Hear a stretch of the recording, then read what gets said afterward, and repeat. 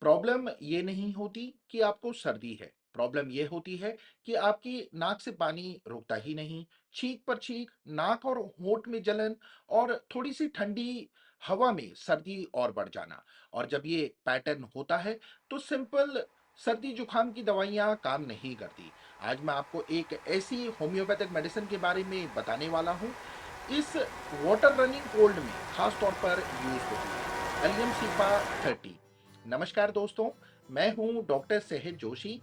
आज का ये वीडियो उन लोगों के लिए है जिन्हें बार बार सर्दी होती है, नाक से पानी बहता रहता है, छींक रुकती नहीं और एलर्जी या राइनाइटिस से परेशानी रहती है। क्लिनिक में रोज पेशेंट्स कहते हैं डॉक्टर सुबह उठते ही छींक शुरू हो जाती है, नाक से पानी बहता रहता है, नाक और होंठ के आसपास जलन होती है और थोड़ी सी ठंडी हवा लगने से ही सर्दी और बढ़ जाती है। कुछ लोग बताते हैं कि आंखों से पानी आता है लेकिन आंखों में जलन नहीं होती। अगर ये सब आपके साथ होता है तो ये सिंपल कोल्ड नहीं, ये एलियम सीपा का पैटर्न है। बहुत लोग सोचते हैं कि सर्दी मतलब वायरस, लेकिन मेडिकल साइंस के अनुसार कई बार प्रॉब्लम होती है नेजल लाइनिंग की ओवर रिएक्शन। इस वजह से पतला पानी जैसा डिस्चार्ज और छींके के दौरे होते हैं। इस पैटर्न के लिए होम्योपैथिक एलियम सीपा मेडिसिन बहुत अच्छा काम करती है। एलियम सीपा प्याज से बनी होती है, जैसे प्याज काटने पर आंखों से पानी आता है और नाक में जलन होती है, वैसे ही पैटर्न ये मेडिसिन ट्रीट करती है। इसलिए जब नाक से पतला जलन वाला स्त्राव निकले और आंखों से पानी आए बिना जलन के, तो एलियम सीपा परफेक्ट मैच होती है।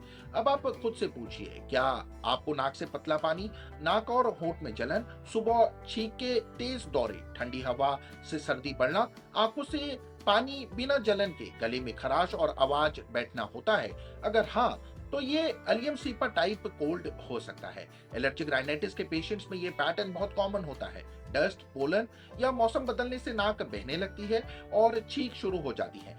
एलियम सीपा इस एलर्जिक रिस्पॉन्स को काम करने में मदद करती है। अब सबसे कॉमन सवाल, डॉक्टर डोज क्या है? एलियम सीपा 30 3 से 4 गोलियां या 2 से 3 बूंदें दिन में 2 से 3 बार ली जाती हैं। ये मेडिसिन सर्दी के शुरुआती स्टेज में सबसे ज्यादा इफेक्टिव होती है। जैसे ही लक्षण कम हो, डोज कम या बंद कर देनी चाहिए। अगर डिस्चार्ज गाढ़ा पीला या हरा हो जाए तो इन्फेक्शन का संकेत हो सकता है और डॉक्टर को दिखाना बेहद जरूरी होता है। सर्दी एलर्जी वाले लोगों को बहुत ठंडी चीजों से बचना चाहिए, जैसे कोल्ड ड्रिंक्स, आइसक्रीम और एसी लक्षणों को और बढ़ा सकते हैं। कंप्लीट और लॉन्ग टर्म रिलीफ के लिए सिर्फ सेल्फ ट्रीटमेंट पर डिपेंड ना करें और अपने लोकेलिटी में एक्सपीरियंस्ड और क्वालिफाइड होम्योपैथ डॉक्टर से प्रॉपर कंसल्टेशन जरूर लें। अच्छी बात यह है कि जब एलर्जिक कोल्ड कंट्रोल होता है तो छींक, रनिंग नोज और इरिटेशन नेचुरली शांत हो जाते हैं। कमेंट्स में दोस्तों मुझे बताइए कि आपको सबसे ज्यादा प्रॉब्लम किसकी है, स्नीजिंग, रनिंग नोज, एलर्जी या सोर थ्रोट। अगर वीडियो हेल्पफुल लगा हो तो इसे लाइक कीजिए, शेयर कीजिए। मैं मिलता हूं अगले इंपॉर्टेंट टॉपिक के साथ। आप सभी लोग अपना बहुत अच्छा ख्याल रखिए। बहुत बहुत धन्यवाद।